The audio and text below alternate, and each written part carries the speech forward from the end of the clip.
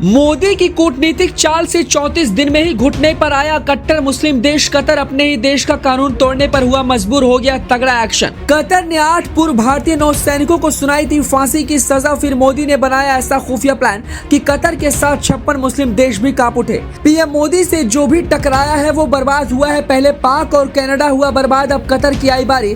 भारत से पंगा लेने की कर दी बहुत बड़ी गलती। जी, इतिहास गवाह है कि पीएम मोदी से जिसने भी पंगा लिया है वो अपने आप बर्बाद हुआ है। मोदी अपने दुश्मनों के साथ साथ भारत के दुश्मनों को भी मिट्टी में मिलाने का काम करते हैं। मोदी साइलेंट होकर कुछ ऐसा करते हैं कि दुश्मन को भी इसकी भनक तक नहीं लगती और काम तमाम हो जाता है। बीते 9 साल के अंदर हम आपको ऐसे कई उदाहरण बताएंगे जिससे ये साबित हो जाता है कि पीएम मोदी से टकराने वाला हमेशा हमेशा के लिए खत्म हो जाता है। चाहे आप राजनीति में नीतीश कुमार को देख ले या अरविंद केजरीवाल को, इन 2 उदाहरण से बड़ा कोई और उदाहरण नहीं होगा। दोनों ने प्रधानमंत्री मोदी से पंगा लिया और अब दोनों का क्या हाल है ये बात पूरा देश देख रहा है। वहीं मोदी सरकार में भारत से टकराने वाले कई देश भी मिट्टी में मिल चुके हैं। उन देशों का क्या कुछ हाल है ये हम सब देख रहे हैं। आप चाहे पाकिस्तान को ले लें या फिर कनाडा को, भारत से टकराने का खामियाजा दोनों देश भुगत रहे हैं। पाकिस्तान तो रोटी रोटी के लिए तरस रहा है और कनाडा भी अब कुछ इसी तरीके से उन्हीं हालातों से गुजर रहा है। इसके साथ कई और देश भी शामिल है। इस बीच 24 अक्टूबर से ही मोदी के निशाने पर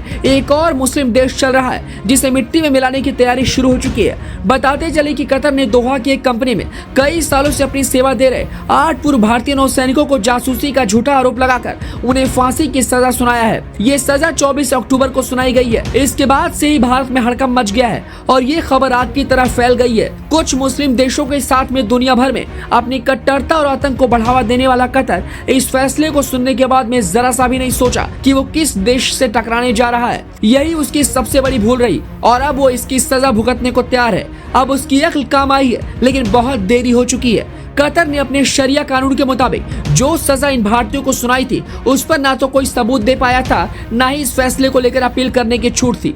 कतर ने इस फैसले को सुनाकर कहा था कि अब उन्हें फांसी से कोई रोक नहीं सकता, लेकिन पीएम मोदी ने जिस तरीके से कतर को घुटने पर लाकर छोड़ा है उससे कतर अपने ही शरिया कानून को तोड़ने पर मजबूर हो गया।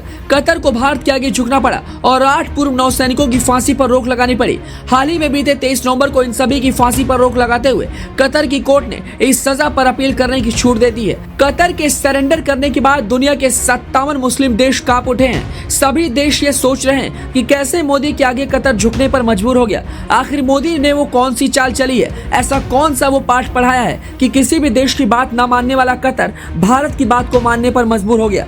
कैसी उसने अपने देश का कानून तोड़कर भारत के नौसैनिकों की जान बचाने पर अपनी हामी भरी है। भारत ने कतर को जो उसकी औकात दिखाई है उसे देख पूरी दुनिया हैरान है। इनमें सबसे ज्यादा डर मुस्लिम देशों को लग रहा है। वहीं भारत के इस कदम से और मोदी के एक्शन पर अमेरिका, ब्रिटेन, फ्रांस, रूस जैसे कई बड़े देश तारीफ कर रहे हैं। मोदी ने सिर्फ 34 दिन में ही पूरा सिस्टम हिला दिया है। फिलहाल अभी आगे की कार्रवाई जारी है और मोदी सरकार की शानदार पहल से अभी सभी पूर्व नौसैनिक अपनी फांसी की सजा पर अपील कर सकते हैं। साथ ही भारत सरकार भी इन्हें उस देश से सुरक्षित लाने का पूरा प्रयास कर रहा है। तो मोदी के इस एक्शन पर आप क्या कुछ कहना चाहते हैं, हमें अपनी राय कमेंट बॉक्स में